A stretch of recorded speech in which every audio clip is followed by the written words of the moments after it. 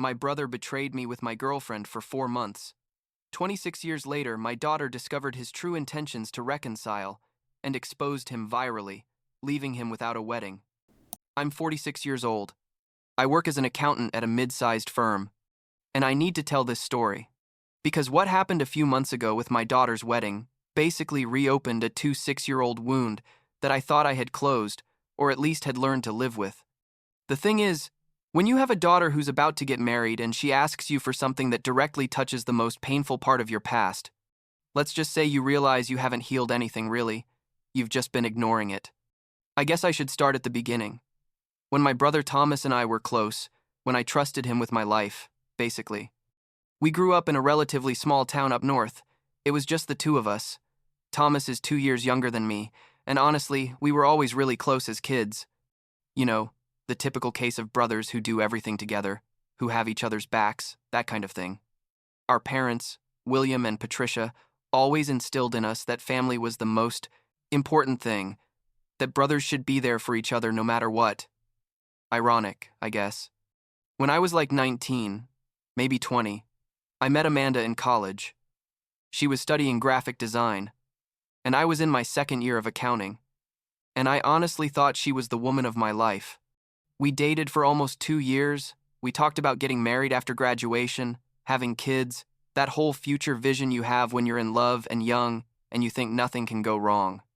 Thomas back then was like 18 years old. He was starting college too. And obviously he knew Amanda because she came to the house a lot, to family gatherings, that kind of thing. I always thought they got along well. Like it was normal for them to talk and joke around.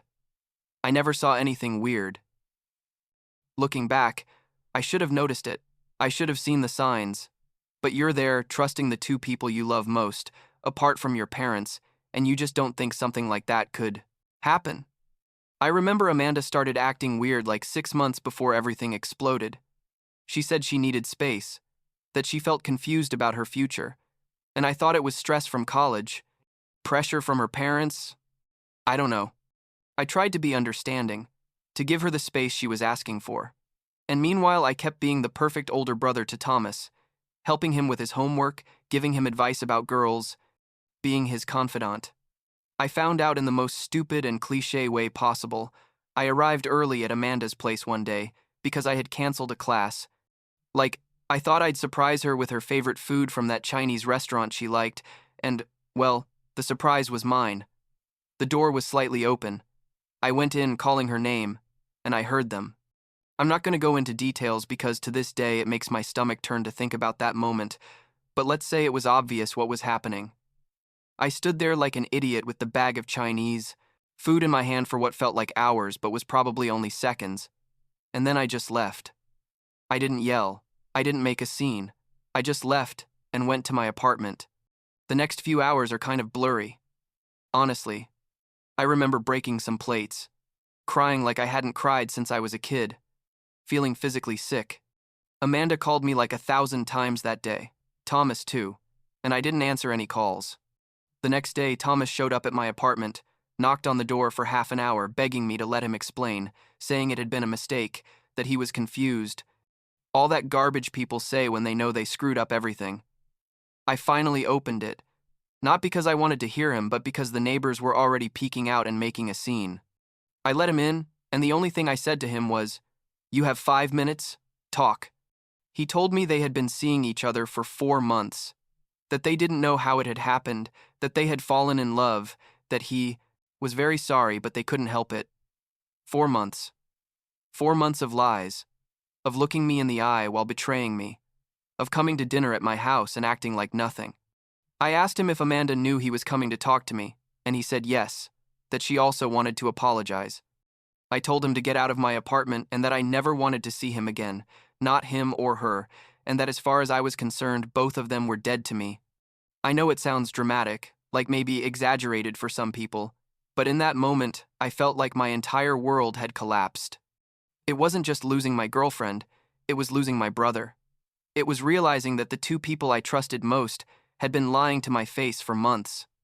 My parents found out the next day because obviously Thomas went crying to them, and what would be 26 years of family pressure for me to forgive and forget began. My mom, Patricia, would call me crying, telling me we were brothers, that family was sacred, that happened was bad, but I couldn't throw away years of relationship. My dad, William, was more subtle but equally persistent. He'd say things like, "Someday you're going to have to let it go, son. Resentment only hurts you." And I told them the same thing always. It's not resentment, it's a decision. They decided to betray me, and I decide not to have them in my life. Period. Months passed and life went on. I finished my degree, got a job, met other girls.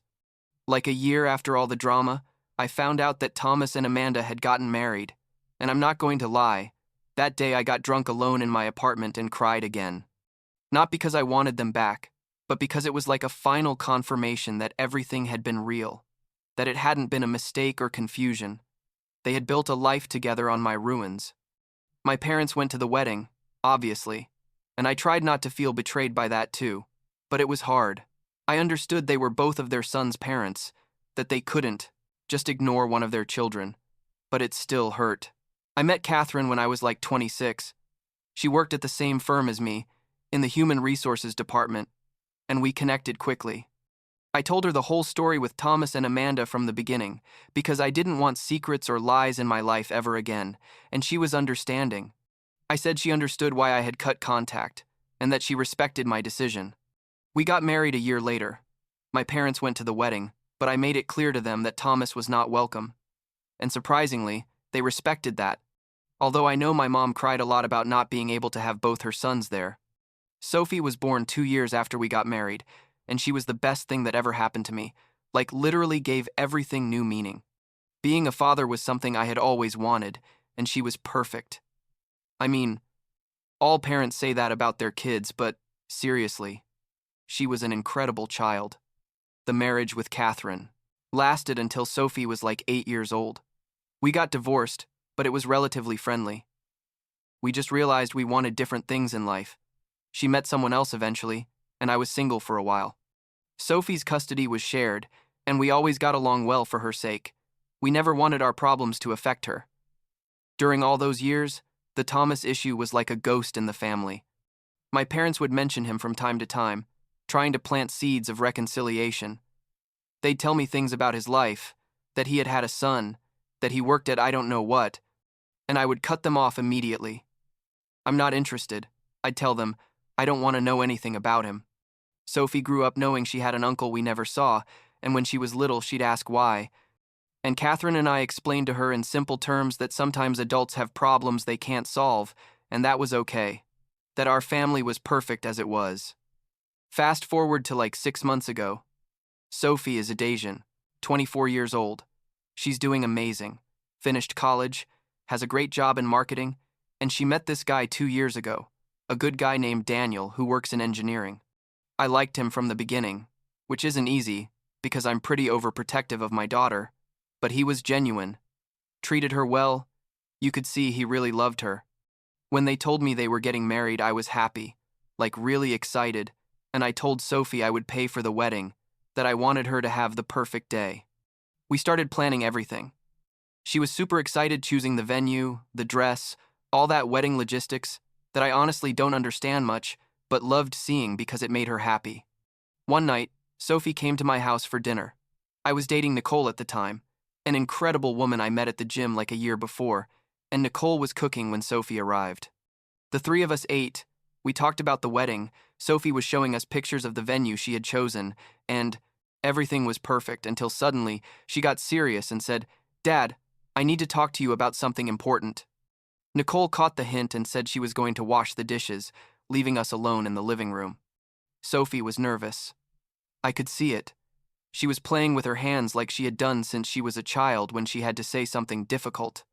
She told me, "Dad, I've been thinking a lot about the wedding and about family, and I feel like it would be important for me to have Uncle Thomas there." I felt like someone had thrown a bucket of cold water on me, like I literally was speechless for a few seconds. I asked her why. Why would she want to have there someone who had never been part of her life? And she explained that she had been talking to her grandparents, that they had told her more about Thomas, that she felt curious, that she thought the wedding could be an opportunity to heal the family. I told her, Sophie, I understand you think that, but you can't ask me this. You can't ask me to share one of the most important days of my life watching the person who betrayed me in the worst possible way. She started crying, saying she knew it was difficult, but that 26 years was a long time, that maybe it was time to let go, that the grandparents were getting old, and it would be nice to have the whole family together. I told her something I probably shouldn't have said, but I was angry and hurt. I told her that if Thomas came to that wedding, I wouldn't go, and I wouldn't pay for anything either. She left my house crying, and I felt like the worst piece of garbage in the world. The next few days were horrible. Sophie wasn't calling me. Catherine called me to tell me I was being stubborn and selfish, that this was about Sophie, not about me, that I needed to be the adult. My parents obviously also called, saying the same thing as always, that I needed to forgive, that family was important, that I was being immature. Even Nicole, who had been super understanding with the whole story, gently told me that maybe I should consider going to therapy to process all this before making a final decision. I felt attacked from all sides, like I was the villain of the story when I had been the victim. Like 2 weeks of this hell went by. Sophie and I barely talked, just short messages about logistical things, and I felt destroyed because the relationship with my daughter was the most important thing to me, and it was at risk because of Thomas again. One Saturday afternoon, I was at home watching TV when someone knocked on the door. I opened it thinking it was Nicole who had gone out to buy coffee, and I found Thomas standing there on my porch.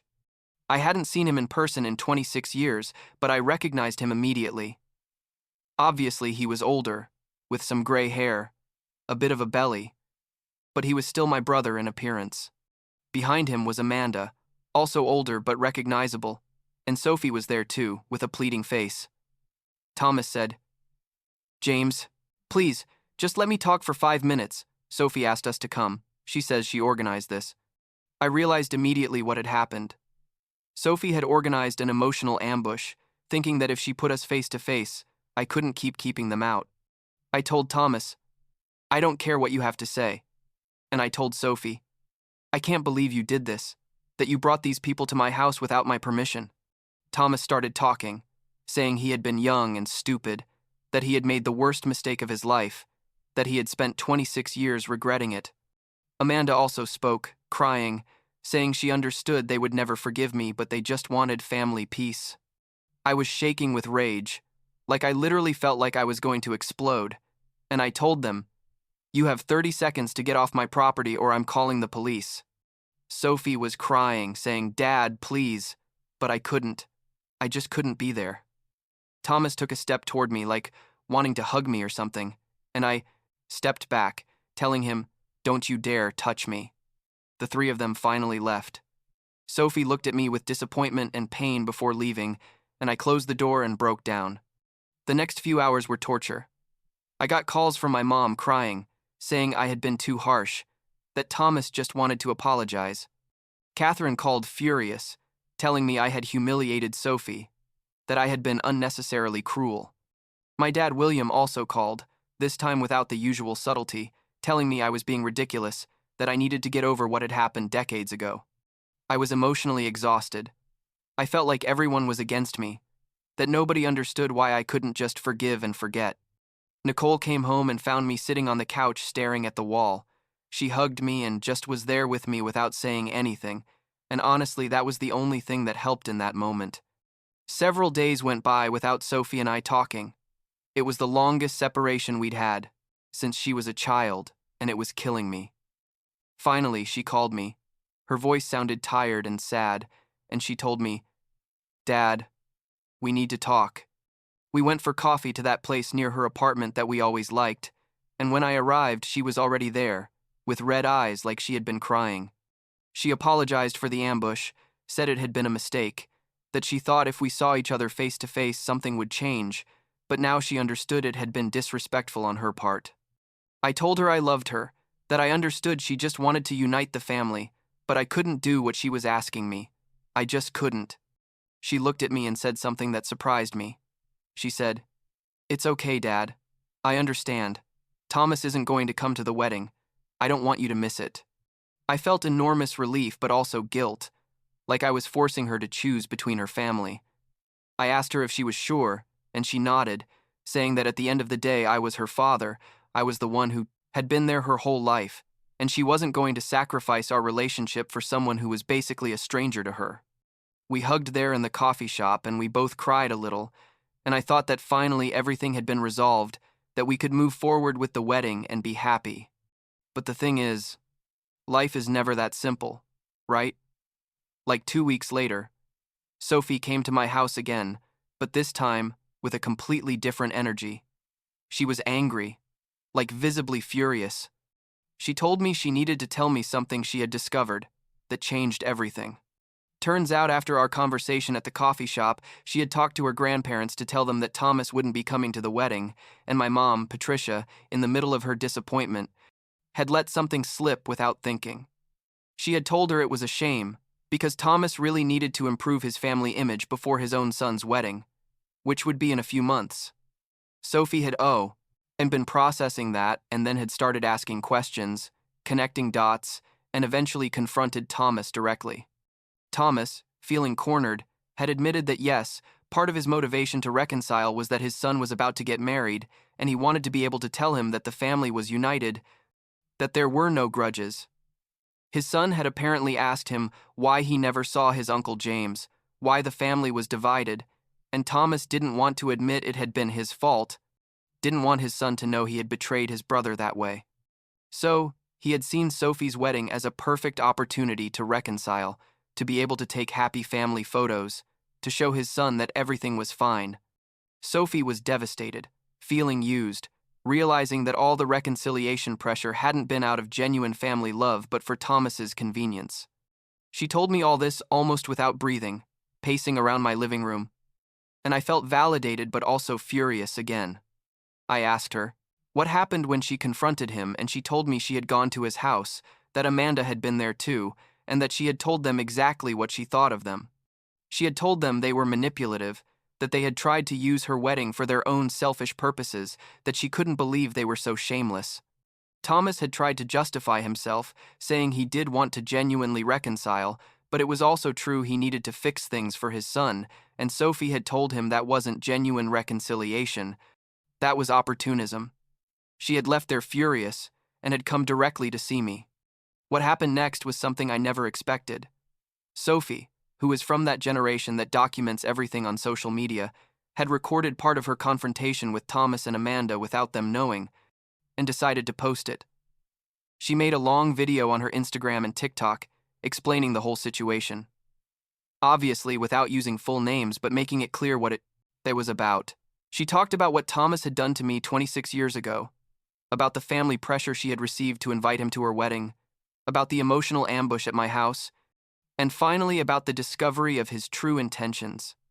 The video went viral, like millions of views in days, and the comments were overwhelmingly supportive of her and me. The family exploded when they saw the video. My mom, Patricia, called me hysterical, saying Sophie had publicly humiliated Thomas, that this was too far. How could I have allowed her to do that? I told her that Sophie was an adult who made her own decisions, that I hadn't asked her to make the video, but I wasn't going to forbid it either. Catherine also called, but surprisingly this time she was on my side. She said she had talked to Sophie and finally understood why I had maintained my position all these years. Thomas tried to call me directly. It went to voicemail. I don't know what he wanted to say, and honestly I didn't care. Amanda also tried to contact me through social media, messages I deleted without reading. Sophie's wedding was like 2 months ago. It was beautiful. Perfect. Exactly what she wanted. I walked her down the aisle. I cried when Daniel kissed her. I gave a speech that I practically couldn't finish because I got too emotional. Grandparents William and Patricia were there, but things were tense. They didn't talk much. They left early. Catherine was there too with her current partner, and it was nice to see her. Nicole was by my side the whole time, being the support I needed. During the reception, Sophie found me and hugged me tight, telling me thank you for being my dad, thank you for always being there, and I told her she was the best thing that had ever happened to me, that I would do anything for her. Things with my parents are still complicated. We talk, but not like before. There's a distance that I don't know if it can be repaired. And they still think I should forgive Thomas. That Sophie's video, it was unnecessary and cruel, but at least they don't actively pressure me about it anymore. Sophie told me recently that Thomas canceled his son's wedding. Apparently, the son found out the whole complete story after the viral video and confronted his father, and things got so tense they decided to postpone everything. Part of me feels something like satisfaction about that, knowing that Thomas finally had to face real consequences for his actions, but another part just feels a deep tiredness with everything. Nicole and I are still together. We've talked about moving in together soon, maybe getting married eventually. She's helped me process a lot of this. She gently pushed me to go to therapy, which I finally did, and that's helped. My therapist asked me once if I felt that maintaining the cut with Thomas for 26 years had been the right decision, and I honestly told her yes, that I didn't regret it. It's not about not forgiving. It's about deciding who has access to your life, who deserves your energy and your time. Thomas and Amanda decided to do what they did, knowing perfectly well it would destroy me, and I decided I didn't want them in my life, and that's okay. Last week, Sophie called me just to say hi, to tell me about her day, about how married life is going. And in the middle of the conversation, she said something casual. She said, "You know, Dad, at the end of the day, I'm happy. Things turned out the way they did. My wedding was perfect, without all that unnecessary drama. And that's enough for me, I guess. Knowing she's okay, that she understands, that our relationship survived all this intact. The rest, the Thomas stuff, my parents' stuff, all that noise, eventually it will fade, or it won't, but it doesn't keep me up at night like before."